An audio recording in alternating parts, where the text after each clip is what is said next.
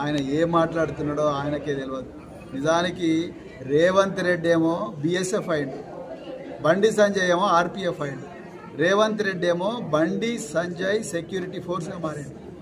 రేవంత్ రెడ్డి ఏమో BJP security ఫోర్స్గా మారాడు. రేవంత్ రెడ్డి బండి సంజయ్ ఏమో బీజేపీ, బండి సంజయ్ ఏం చేస్తున్నాడు, రేవంత్ రెడ్డి ప్రొటెక్ట్ చేస్తున్నాడు. రేవంత్ రెడ్డిని మీద ఏమన్నా మనం ఆరోపణలు చేసినా మీరు ఇట్లా అట్లా చేస్తున్నారంటే వెంటనే బండి సంజయ్ లేదు రేవంత్ మంచోడే, పాపం వీళ్ళే బీఆర్ఎస్ చేస్తున్నారు అంటాడు. రైట్.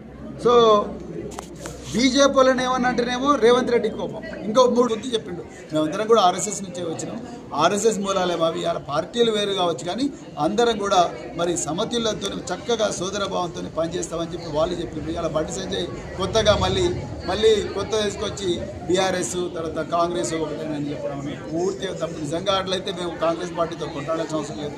నిజంగా అదే పరిస్థితి అయితే కేటీఆర్ గారు ఏసీబీ ఆఫీసులో ఆ కేసులు ఎదుర్కోవాల్సిన అవసరం లేదు.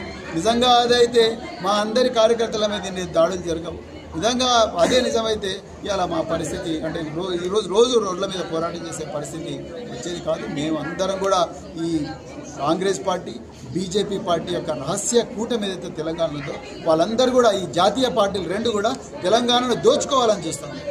పూర్తిగా తెలంగాణ సంపదను దోచుకోవాలని చూస్తున్నాయి. తెలంగాణ ప్రయోజనాలను కాపాడడం కోసం, తెలంగాణ బిడ్డల ఆత్మగౌరవం కోసం, తెలంగాణ బిడ్డల ధన మాన ప్రాణాల రక్షణ కోసం ఇవాళ బీఆర్ఎస్ పార్టీ వీరోచిత పోరాటం చేస్తున్నది. రాబోయే రోజుల్లో కూడా అదే